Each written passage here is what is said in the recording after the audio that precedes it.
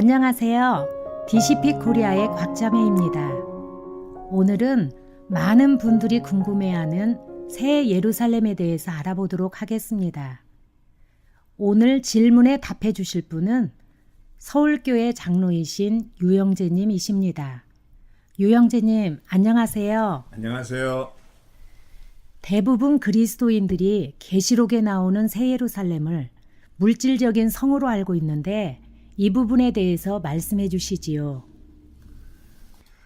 예, 많은 분들이 계시록에 나오는 새 예루살렘 성을 물질적인 성으로 보고 있습니다. 새 예루살렘 성을 물질적인 성으로 본다면 계시록이 매우 이상한 책이 되고 맙니다. 새라는 단어는 새 창조를 계시하죠. 새 창조 안에는 하나님의 신성한 성품이 있습니다.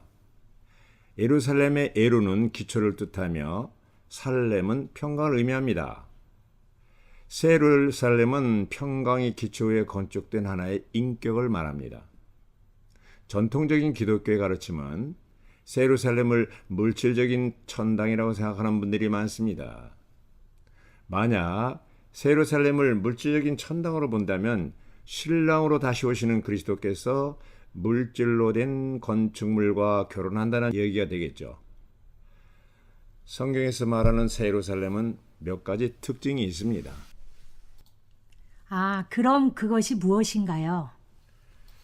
예, 첫째는 새 예루살렘은 어린 양의 아내입니다. 계시록 21장 2절 9절을 한번 보겠습니다.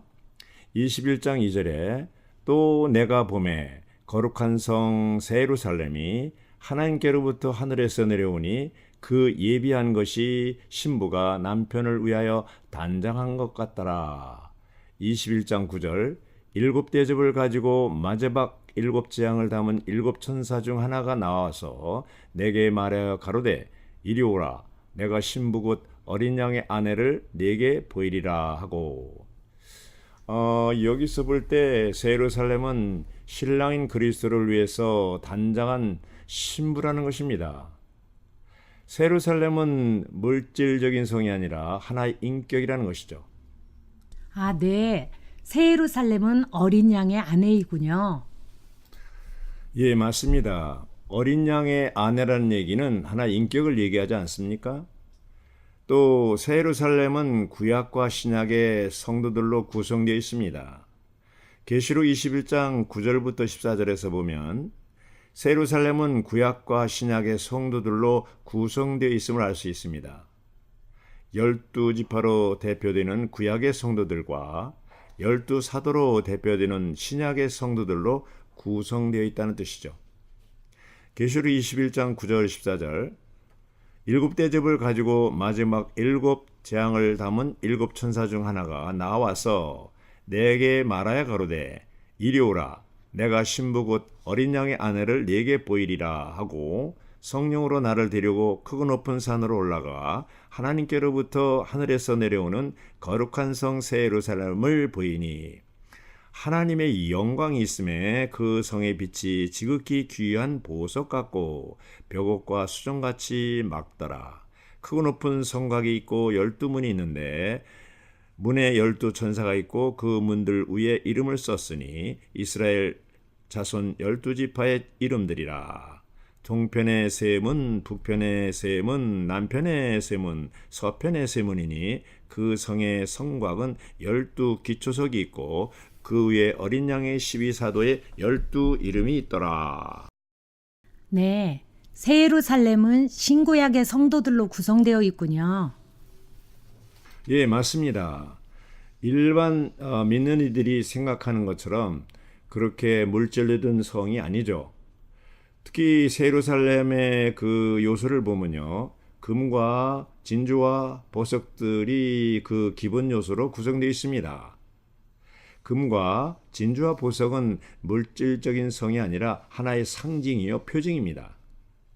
금은 아버지의 신성한 본성을 말하고 진주는 그리스도의 죽음과 부활 생명을 통해서 산출됨을 말하고 보석은 성령의 역사를 통하여 변화된 성도들을 말합니다. 계시록 21장 11절에 보면요. 하나님의 영광이 있음에 그 성의 빛이 지극히 귀한 보석 같고 벽옥과 수정같이 막다라고 했습니다. 또한 18절부터 20절을 보면요.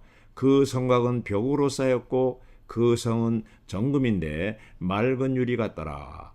그 성의 성곽의 기초석은 각색 보석으로 꾸몄는데 첫째 기초석은 벽옥, 둘째는 남보석, 셋째는 옥수, 넷째는 녹보석, 다섯째는 홍만호, 여섯째는 홍보석, 일곱째는 황옥, 여덟째는 녹옥, 아홉째는 담황옥, 열째는 비치옥, 열한째는 청옥, 열두째는 자정이라. 라고 기록되어 있습니다. 자, 이것이 무엇을 뜻하는 것일까요? 단순히 금과 진주와 보석으로 된 물질적인 성일까요? 그것은 아닙니다. 삼위일 하나님과 세 부분으로 된 사람과의 연합의 총체가 바로 새 예루살렘이라고 할 수가 있겠습니다. 이것은 하나의 표징이죠. 계시록을 여는 마스터키가 있는데요. 바로 계시록 1장 1절에 있습니다. 예수 그리스도의 계시입니다. 이 계시는 속히 일어나야 할 일들을 예수 그리스도의 노예들에게 보이려고 하나님께서 예수 그리스도에게 주신 것입니다. 예수 그리스도는 자기의 천사를 자기의 노예 요한에게 보내시어 이 계시를 표징들을 통하여 알게 하셨습니다. 이렇게 기록되어 있습니다. 이것은 회복력 성경이죠. 자, 여기서 1장 1절에서 볼 때 표징을 통하여 알게 하셨다는 것이 그 열쇠입니다. 예를 들면 예수님이 유다 지파의 사자라고 말했을 때 예수님이 네 발 가진 사자가 아니죠. 그것은 승리하신 그리스도를 표징한다는 뜻입니다. 또 예수님은 어린 양이신 그리스도라고 얘기할 때 예수님이 네 발 달린 어린 양이라는 뜻은 아니죠. 바로 구속하신 그리스도를 표징 혹은 상징한다는 뜻이죠. 계시록 4장 3절에 보면요. 앉으신 이의 모양이 벽옥과 홍보석 같고 또 무지개가 있어 보좌에 들렸는데 그 모양이 녹보석 같더라. 성곽의 기초에는 12사도의 이름이 있습니다. 벽옥의 성곽은 영혼 안에 있는 단체적인 표현인 성 전체가 하나님의 모양을 표징합니다. 그러므로 새 예루살렘 성을 얘기할 때 이것이 결코 물질적인 성이 아니라는 것이죠. 오늘날 대부분의 그리스도인들이 새 예루살렘을 물질적인 성으로 보고 있는데요. 이렇게 되면 계시록에서의 그 의미가 달라지게 되는 것이죠. 그래서 우리가 이 새 예루살렘 성이 하나의 인격이라는 것만 알고 있어도 계시록의 이 말씀이 열립니다. 그러나 이것을 물질적인 성으로 본다면 계시록이 열리지 않습니다. 그래서 오늘은 간단하게 이렇게 말씀드린 것이고 더 자세히 새 예루살렘 성에 대해서 알고 싶은 분은 윗드니 스리가 지은 신약의 결론 새 예루살렘 편을 읽어보시면 거기에 자세히 나와 있습니다. 아, 네, 형제님. 새 예루살렘에 대해서 이렇게 자세히 설명해 주셔서 감사합니다.